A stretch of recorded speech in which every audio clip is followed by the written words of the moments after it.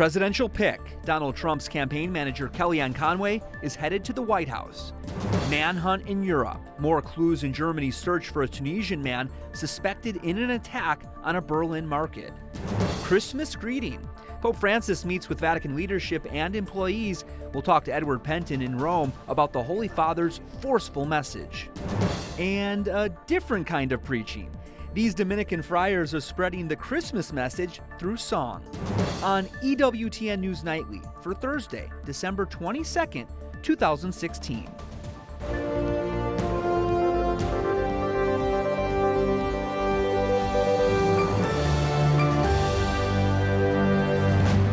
Good evening from Washington, and thanks for joining us around the world. I'm Jason Calvi, in for Lauren Ashburn. President-elect Donald Trump names Kellyanne Conway as his White House counselor. Conway is a Catholic known for her work in the pro-life movement. She led Trump to victory as his campaign manager, and she'll be the highest-ranking woman in the West Wing. Kellyanne Conway, the first woman to successfully run a presidential campaign, is one of Trump's most visible advisors. Today she appeared on television, as she often does. I'm just really pleased and frankly very humbled to take on this role in the West Wing near the president and to be supportive of the senior team that he already has in place. The longtime Republican pollster and conservative strategist isn't afraid to stand up to her boss. She wasn't quiet about opposing the prospect of Mitt Romney as Secretary of State. And that outspoken nature will be key when it comes to defending life, according to leaders in the movement. She's part of the pro-life movement, and he knows that.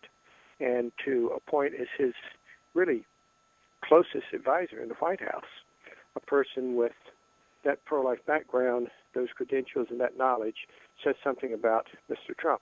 Conway has a strong rapport with the president-elect, who called her a tireless and tenacious advocate with amazing insights. She often talks about being a wife and a mother to 4 young children who will now leave New York City, relocating to Washington.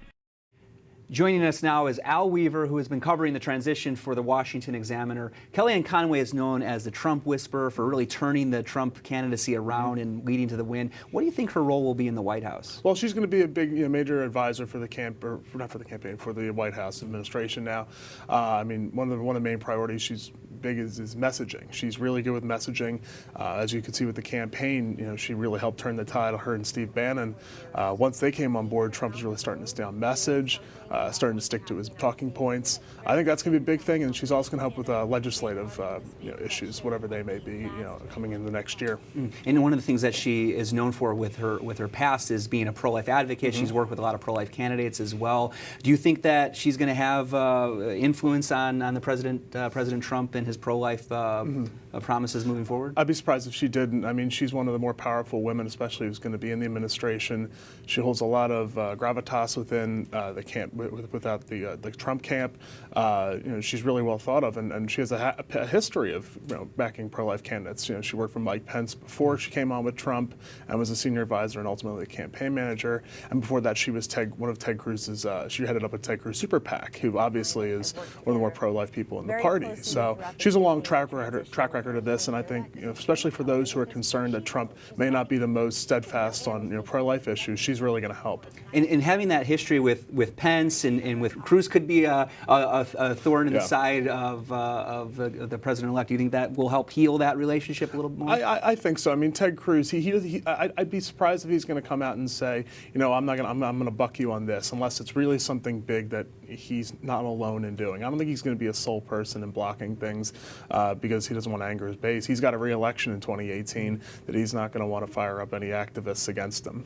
We're running out of time, but really quick, what do you think the cabinet picks so far reveal about the Trump's next 4 years as president? Well, I think the one theme you keep seeing is kind of the apprentice-ification of the process. You saw what he did with Secretary of State. He brought Mitt Romney in 2 or 3 times, for dinner in front of cameras and paraded all of everyone through Trump Tower and Mar-a-Lago. I think that's one of the real interesting things you're going to see in the next 4 years is him really trying to play a lot of things out in public. And we'll be watching you and your reporting at the Washington Examiner. Thank you so much, Al Weaver. Appreciate it. Thanks for having me. And the president-elect picks another Catholic for a top communications post. Sean Spicer, current Trump transition spokesman, will be White House press secretary. Spicer was the communications director for the Republican National Committee. He's an ally of incoming White House Chief of Staff Reince Priebus. 2 Americans are among the injured in the attack on a Berlin Christmas market. The State Department hasn't released any more information. This comes as police in Europe scramble to find the Tunisian man suspected of driving a truck into the packed market, killing 12. Germany's interior minister says they found his fingerprints in the truck. A House panel says some Planned Parenthood clinics, a late-term abortionist, and other businesses may have broken the law. The House Select Panel on Infant Lives announces 15 referrals it's made, including 4 Planned Parenthood clinics that may have broken the law. The panel says evidence also suggests middlemen linking abortion clinics and researchers may have profited on the sale of fetal tissue, which is against the law. The panel also is referring to prosecutors, a late-term abortionist who may have killed babies partially out of the womb. North Carolina's transgender bathroom bill stays in place. This follows an aggressive campaign to repeal the law. Mark Irons joins us now with that story. Mark? Jason, House Bill 2, known as the bathroom bill, says a person must use the bathroom that corresponds to the gender on their birth certificate. The law was passed in North Carolina in response to the ordinance in the city of Charlotte that allowed transgender people to use the bathroom of their choice. A deal to remove the Charlotte ordinance in exchange for throwing out the bathroom bill fell apart last night. Opponents of North Carolina's bathroom bill protest after the law remains intact. We came here with the promise that we were going to be considering a full, clean repeal. Instead, Senate leadership has brought us a bill on which they've reneged on that promise. It's a win for social conservatives and the pro-family group NC Values Coalition. Executive Director Tammy Fitzgerald encouraging leaders to never sacrifice the privacy, safety, or freedom of young girls by forcing them to use the bathroom, shower, or change clothes with grown men. Republican lawmakers in the state say the city of Charlotte never officially lifted its ordinance for transgender people.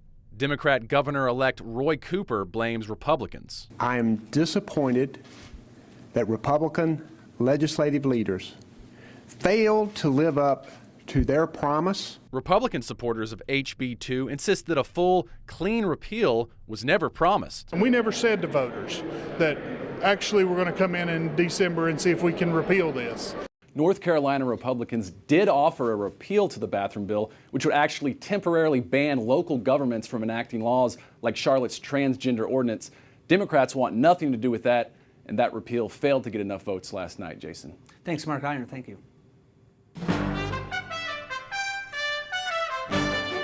Other stories our EWTN News Nightly team is covering in today's world. Syria's armed forces say Aleppo is back in the government's control. This ends a 4-year rebel hold over parts of the city. It comes as the evacuations of the last remaining civilians and fighters wrap up. The recapture of Aleppo is a major turning point in the Syrian civil war. It's also a victory for President Bashar al-Assad and a crushing defeat for Syria's opposition. The ancient city has been divided into rebel and government parts since 2012. Russia's ambassador to Turkey is laid to rest in Moscow. Andrei Karlov was gunned down by a Turkish policeman Monday. Turkey blames an exiled cleric living in the United States as the mastermind behind the assassination. But Russia is pushing back against that allegation, saying they're still investigating. Israeli Prime Minister Benjamin Netanyahu and President-elect Donald Trump urged the United States to veto a United Nations resolution. It would demand Israeli settlement activities in the West Bank stop. The vote was supposed to take place today, but is now postponed. Pope Francis names a commission to investigate a scandal involving the former Grand Chancellor of the Order of Malta. He was ousted earlier this month. It's reported he didn't prevent the group's workers in Africa from passing out condoms. Now a church lawyer, Vatican diplomat, and members of the order will look into the matter. And Pope Francis blasts resistance to reforms he's trying to make in the Vatican. Cari fratelli, non sono le rughe che nella Chiesa si devono temere, ma le macchie. The Holy Father addressing members of the Vatican Curia during his annual Christmas greeting today.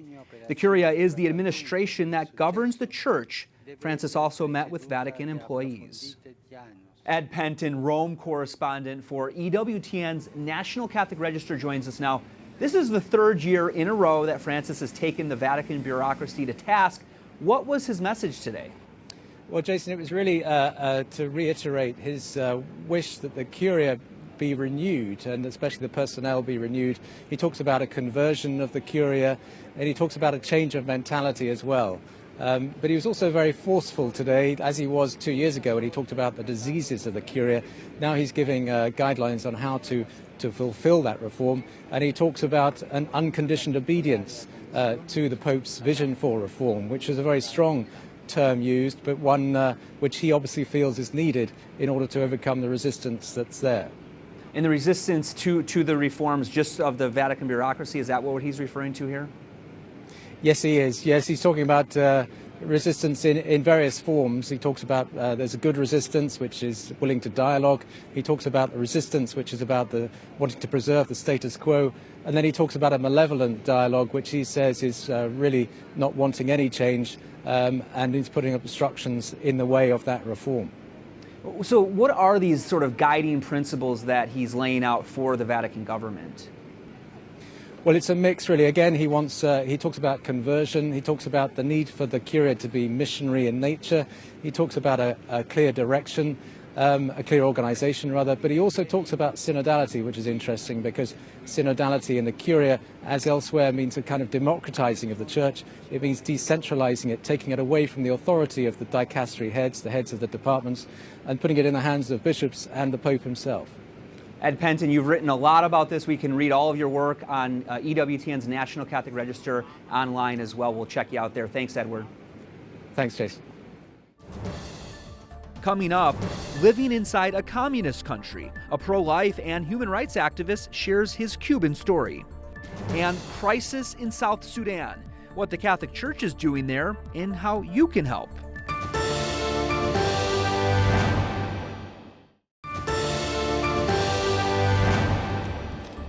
O King of all nations and keystone of the church, come and save man whom you formed from the dust. That's today's O Antiphon. It's a short verse used during evening prayer in the days leading up to Christmas. What a year for Cuba. The death of Fidel Castro in November, President Obama visiting, and the first commercial U.S. to Havana flight in more than 50 years. The country mourned Castro's death for 9 days before a small private funeral took place lasting just 3 minutes. The dictator ruled the communist country for decades. And our Susie Pinto sat down with a political prisoner in Havana who won the U.S. Presidential Medal of Freedom back in 2008, and he's still fighting today for democracy in Cuba. Dr. Oscar Bisset knows Cuba's struggles well. The pro-life and human rights activist has been fighting Cuba's communist regime for more than 30 years. The devout Christian says there's no religious freedom in Cuba, and those who express dissent are harassed by the government. After more than 50 years of dictatorship, Bisset is calling for free elections in Cuba. He compares Raul Castro to Hitler or Stalin. And the doctor says while Castro is in power, there will be no freedom. But after decades of conflict with the government, including jail and torture, Bisset has not lost sight of his goal. His dream, a free Cuba. Susie Pinto, EWTN News Nightly. And what a dream. Thank you so much, Susie, for that report. Well, more than 1 million people have fled South Sudan. It's a country rocked by civil war. 5 years after gaining its independence, Lauren Ashburn speaks to the head of the Catholic bishops in Sudan and South Sudan. Bishop Eduardo, people are warning that this could become another Rwanda-like situation. Is this genocide? No, the word genocide, I cannot be able to pronounce it because it's such a complicated vocabulary. It describes a situation where people target each other because of who they are. But I think it is still too early to arrive to that aspect within South Sudan and Sudan. And I say so because efforts have to be exhausted and then to make sure this stops. But the worry is if the war doesn't stop, the war doesn't come to an end, then it is like a virus, it will continue to develop and could reach that possibility if it's not stopped now. You know, I know that all across the world about $2 billion has been pumped into Sudan and South Sudan, and I know that Sudan Relief Fund has raised about $2 million to help in the area. How else are Catholics helping other than monetarily? Catholics continue to help us through prayers, their solidarity, and the closeness, being close to us. And that's one of the biggest support Catholics do. And then some others do by sacrificing the support they have by giving some money, like what they give to Sudan Relief Fund. And this money comes in and you have to provide food for orphans, displaced people, refugees, and also provide learning space for children and medicines for people who have no medical support. What would you like Americans to know about South Sudan and why helping is so important? There are many crises around the world. Tell us about why this one is so important. No, I think it's so important to call on people to help South Sudan because human beings are living in South Sudan and they are in difficulty and they are in the midst of civil war. And when the war happens, everything is in disorder. And so the support for the ordinary women and children and people who have left their homes is so needed. How do you, every day, look at what's happening to your people and not lose faith? What helps me to support, be available, is my faith in God, because I know God is my Father, is my Creator. And He's providing more than anything for the good of the people in the area, and myself as His servant to continue to enrich myself with these spiritual gifts to respond to the challenges that are there. You've seen dead bodies, you've seen this horror. Are you afraid to be killed? Are you afraid that will happen to you? No, people have already died ahead of me, and I cannot be afraid because I know that the way we have to go, people have to die. So I've seen bodies, I've seen dead people, and I have cried with tears when I had seen that. And I've complained that human life needs to be protected and human life needs to be enhanced because this is the child, this is the daughter of God. And so I will continue to speak on importance of saving life and protecting life and urging everybody, the government and whoever is there, to make sure human life needs to be protected. And even when human life is dead, somebody is dead, deserves a decent burial. Bishop Kusala, thank you so much for coming to the United States, telling the story of the South Sudan people. It's a pleasure. I appreciate it. Thank you for hosting me. Yeah. And our thanks to Lauren Ashburn and His Excellency for that discussion, which we taped a little earlier. If you'd like to help, please visit SudanReliefFund.com. Up next, the birth of Jesus depicted in art. Jem Sullivan shows us the beauty of faith.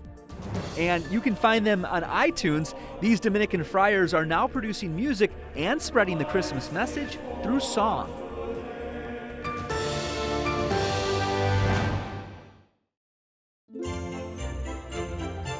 I'm Lauren Ashburn, managing editor and anchor for EWTN News Nightly. From Father Patrick and our news team here in Washington, D.C., to all of you around the world, Merry Christmas! Ho, ho, ho!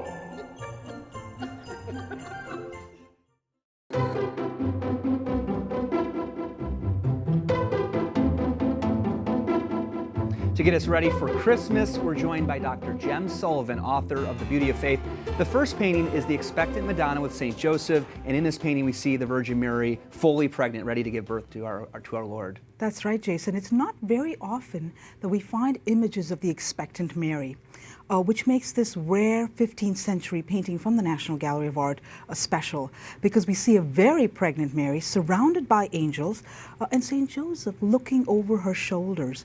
It is as if we could hear both Mary and Joseph pray those words of Advent, "Come, Lord Jesus," as they wait for the baby Jesus. Along the border of Mary's mantle are the words, "Alleluia, Queen of Heaven, rejoice." And in her right hand, Mary holds the Word of God, because she is the one who always ponders in her heart the Word of God who came to dwell in her. Well, it's something for us to reflect on these last few days of Advent before we get ready for the Christmas season. Now I want to look at the second painting, which is actually a depiction of Christmas. It is Giorgione's The Adoration of the Shepherds. And looking at the shepherds, they're very poor in this painting. They've ripped up clothes and everything. They're the first to get there in the gospel accounts, the first to get there to see Jesus. That's right, Jason. You know, Jesus was born in the most humble, poor, simple of human conditions. And this divine humility is shown to us so beautifully in this 16th century painting by Giorgione, who was a master painter of Venice. The baby Jesus is lying on the ground. This is utter divine humility. And he is protected only with his mother's cloak from the elements. The Holy Child here is radiating divine light onto the entire scene. And then the two shepherds, together with Mary and Joseph, are kneeling in quiet adoration. And to me, this painting really is an invitation for us to join our voices with that Christmas hymn of praise. "O come, let us adore him, Christ the Lord." And that's something we can teach our children and our grandchildren and our nieces and nephews, whatever we might have in our families. When we look at these paintings, it's a lesson for our children. What would you teach my children about this one in particular? You know, this one is really an invitation to just kneel before the baby Jesus and welcome him into not only our homes, into our church, into our hearts, and into our minds, and into our families. So it's really an invitation to worship and adore the Lord. And that's something we will tweet out the pictures of these so you can follow along and share this with your family. Dr. Jem Sullivan, author of Beauty of Faith, thank you so much for your time, and Merry Christmas. The same to you, Jason. Thank you. And a group of friars is hitting all the right notes just in time for Christmas. 800 years after their order's founding, they're finding new ways to preach the good news. Mark Irons with our story again tonight. The Dominicans, a religious order of preachers founded 800 years ago, now available on iTunes. The album reached actually number 21 on the iTunes classical album chart. So that's pretty high for us. People might be interested in what we have going on. At the Dominican House of Studies in Washington, D.C., these friars have been perfecting and packaging their sound. It's a talented group of friars. This is the 4th album that they've produced.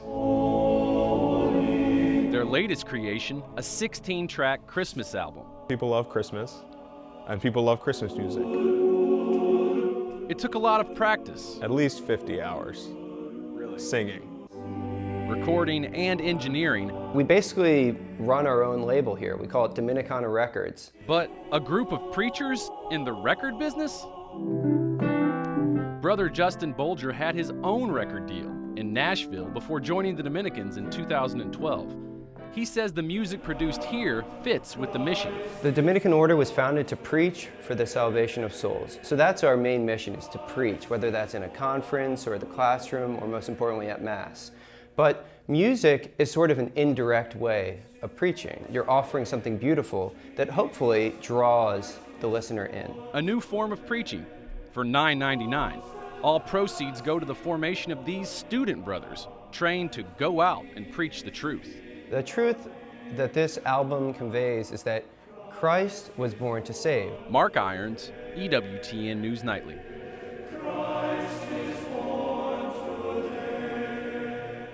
Wow, I could listen to that all day long. Thank you, Mark.